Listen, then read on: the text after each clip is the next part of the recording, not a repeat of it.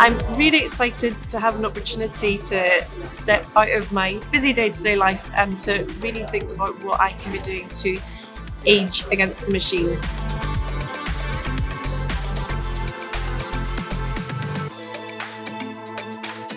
It was really interesting to hear a perspective from a GP, from a doctor, and just kind of touch base with the research that is done currently.